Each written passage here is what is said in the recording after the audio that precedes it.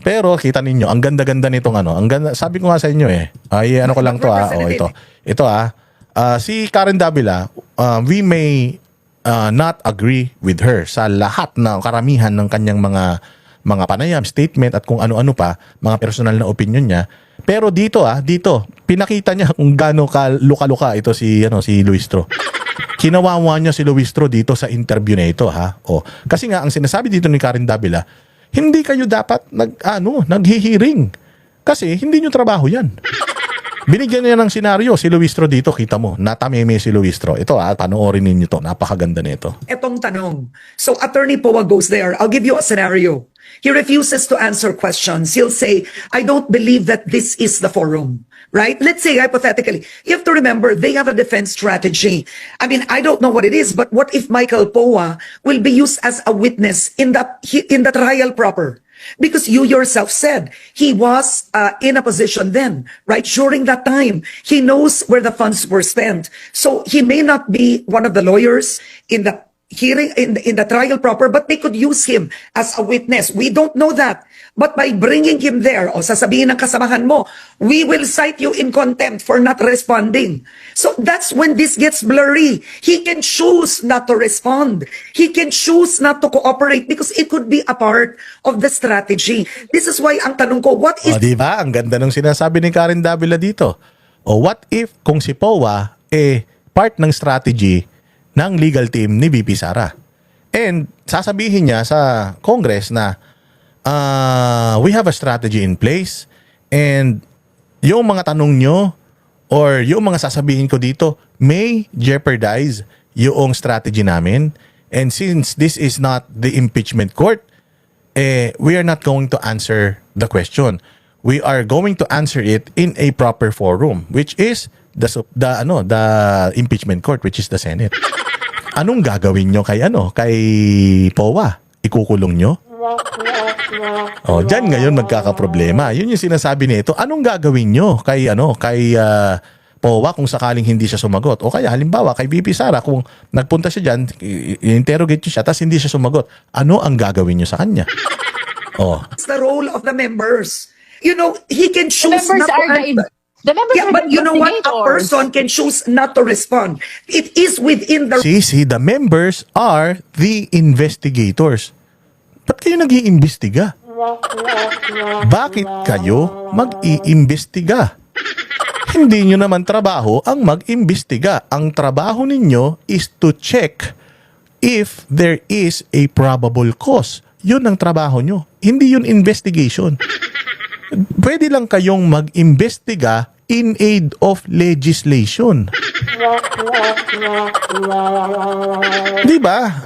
Yun lang. As far as I know, I may be wrong, pero sa pagkakaalam ko, ang Congress, meron silang investigative power in aid of legislation. Kung may legislation kayo na gagawin.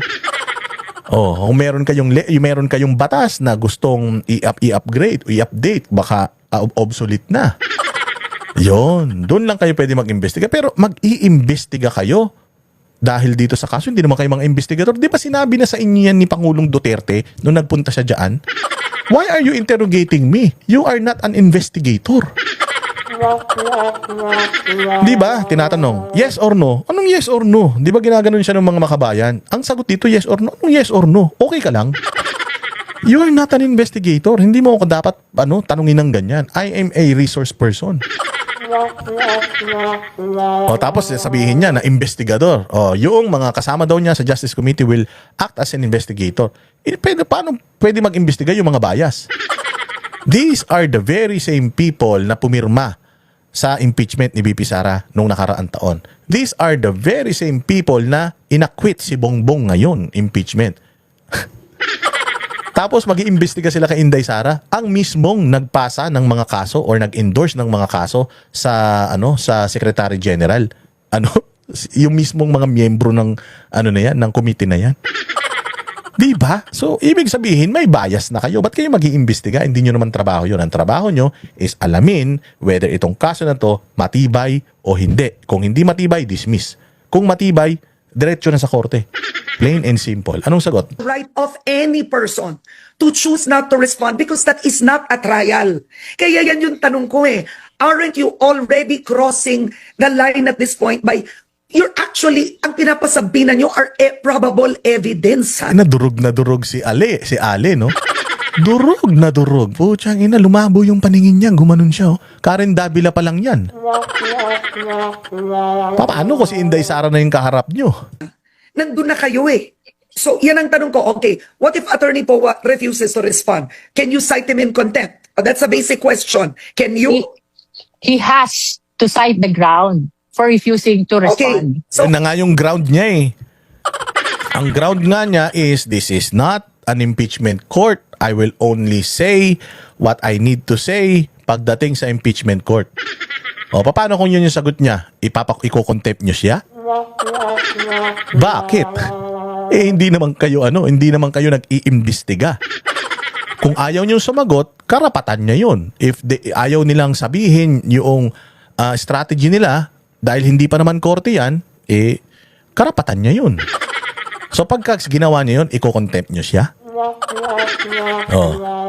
Dyan ngayon yung sinasabi na, pucha, lumalagpas kayo sa kapangyarihan nyo. a possible response, Mr. Chair, I cannot respond because this will be part of the evidence in the upcoming trial. By responding, we will be handing out our strategy. As a team, we have decided not to respond in this hearing. O paano kayo ngayon? Because they are not recognizing the constitutionality of Not the proceeding. necessarily. Is that the They reason? can say, we recognize this, but I am limited. I cannot give out details. O Well, paano it yun? will depend on the members of the Justice Committee. May rules tayo. Inciting But how far can you go? resource Yan ang persons tanong. in contempt, no? It Okay. will depend on O, di ba? Di iko-contempt nyo. Huli kayo. Ay, nayari kayo. Yan ngayon. That is the reason why hindi talaga dapat pumunta si Inday Sara dyan because yan yung strategy nyo all along. At pinapatawag nyo itong mga personalities na ito because gigipitin nyo sila para makakuha kayo sa kanila ng impormasyon para makpalakas pa yung mga kasong hawak ninyo. Yaan yung mali. At ito, pag nangyari, nako, pwede talagang questioning na naman ito sa Supreme Court. Tapos kasalanan naman ni Inday na hindi kayo sumunod sa patakaran. Yari kayo ngayon dyan. Yan ang sinasabi natin. how the justice members will be reacting to the failure or refusal of the resource person or the witness to respond. Hindi, kailangan mong i-acknowledge that a person has the right to remain silent. O that the person has the right to not answer your query if sa tingin niya, mapapahamak siya. Dapat i-acknowledge mo yon. And dapat, ngayon pa lang sinasabi mo na, hindi kami dapat mag-contempt. Kasi, hindi naman ito investigation in aid of legislation eh. This is just a clarificatory. Ngayon, kung ayaw magsalita, ayaw magbigay ng clarification, kung ano yung hawak nyo ngayon na ebidensya, which is, ang ingay-ingay nyo, sabi nyo, marami kayong hawak, yan na yung gamitin ninyo, papunta sa, trial proper. Walang mako-contempt dito. Basta inimbitahan namin sila, we will ask them questions, it's up to them if they will answer or not. Pero I hope they will answer para maliwanagan yung taong bayan. Hindi nyo naman responsibilidad na maliwanagan yung taong bayan eh.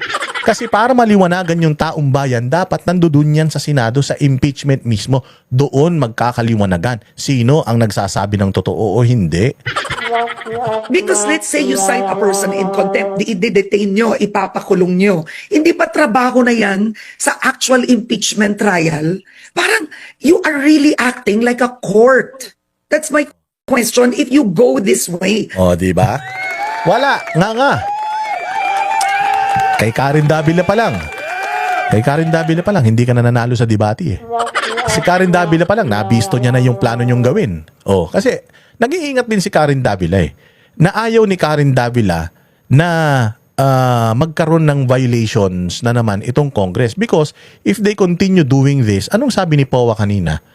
Na we might seek the intervention of Supreme Court again because the reason why hindi natuloy yung impeachment proceeding kay VP Sara noong 2025 dahil sa kagagawan, kabulastugan ng Congress, hindi sila sumunod sa proseso.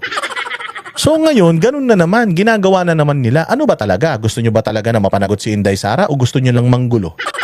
Kasi aminin nyo na wala talaga kayong hawak na ebidensya kay Inday Sara. O kaya gusto nyo pang mag-imbestiga. Di ba?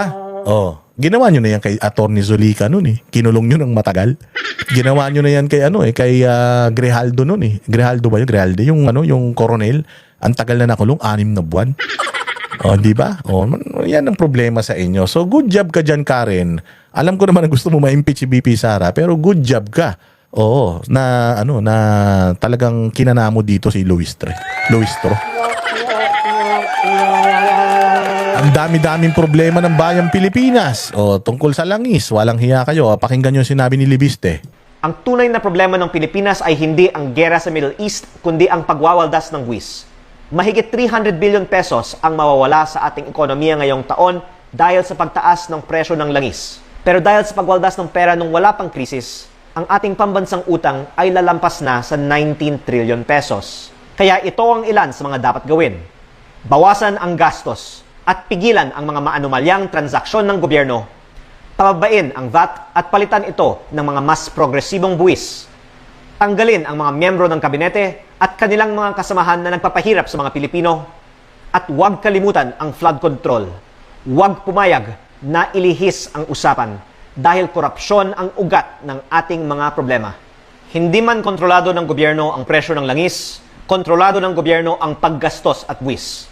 Huwag nating hayaang lalong lumubog ang ating ekonomiya at huwag masundan pa ang oil crisis ng debt crisis.